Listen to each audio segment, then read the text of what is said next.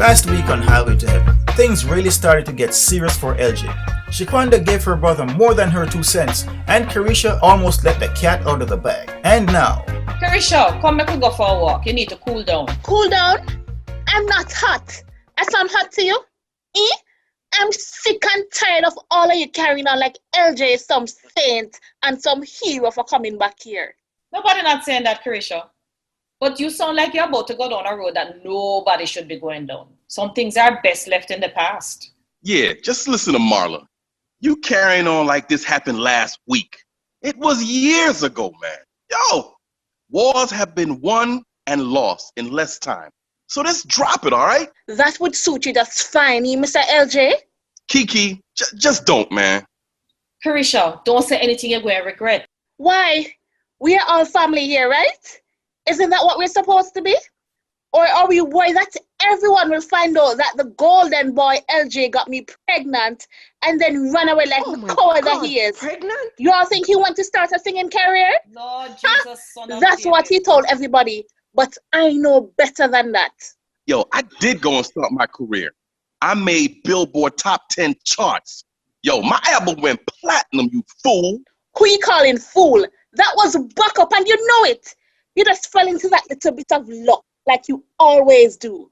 But you left me behind like a discarded rag. And what was I supposed to do, LJ? What was I supposed to do? Karisha, LJ, I want to stop it.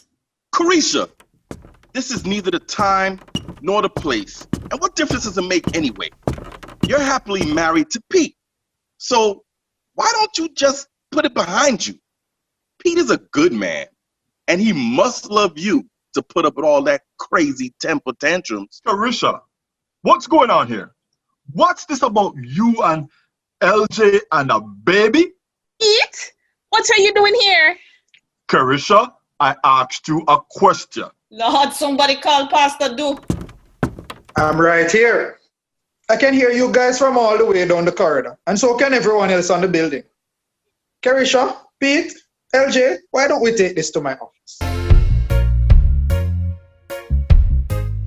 Donovan, I told you he's coming, bro. It's cool, just relax. Well, he better be. I have a lot riding on this deal. I got a real live one. She already sent me about $15,000. But it's time to up the ante, man. I need that LJ guy to get on the phones. Donovan, you know he's not gonna work the phones, bro. That wasn't the deal, man. Well, it's a new deal, my friend. We got a new list, and his American accent is just what we need to reach some of these clients.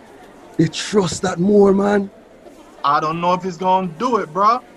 I mean, he already sounded like he wants to back out, you know what I'm saying? I promised him he would only have to collect the money, bro.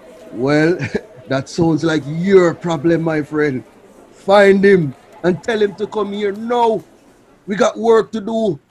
You know this works, you know? If you're in, you're in. All right, let's discuss this like rational people. What's to really discuss, Pastor? I'm coming to surprise my wife and take her to dinner, only to walk into an argument between her and LJ in which I hear that my wife of 5 years was pregnant for this dude before he migrated and she had an abortion. I assume because, well, she don't have no children and... Pete, hold on. Let me explain. No. You hold on. Let me finish. So, you had an abortion. We've been trying to have kids with no luck. And you said nothing. Everybody with me so far? Does that sound about right? Well, man, to keep it real, this really doesn't concern you. I did not ask you anything, Mr. Superstar. And how exactly does this not concern me? This is my wife we're talking about. Yeah, but she wasn't your wife then, man. This is like ancient history. I don't even know why Kiki's making such a fuss over something that happened so long ago. We can't even remember it. Pete, LJ, calm down. I know it's a difficult situation, but let's talk like rational adults. I know this must come as a shock to you, Pete, and your arrogance not helping LJ. But I'm sure we can work it out. Pastor, what are we going to do about this situation, Pastor? Sister Caroline, Can it wait? No, Pastor, it cannot wait. I was trying to pray quietly in the prayer room when all this cuss broke out. I'm sure all those prayers wasted because God couldn't hear a word over all that cussing. I told you this man was nothing but trouble. What you doing coming in here? You so nosy. LJ, let me handle this. Sister, this is a private meeting. Please see yourself out and close the door behind you. We did one pastor, you know, and that Karisha, how she can be praise team leader now after she dashed her belly? How that must happen? Sister Caroline. Don't bother with me today, your brother Thompson.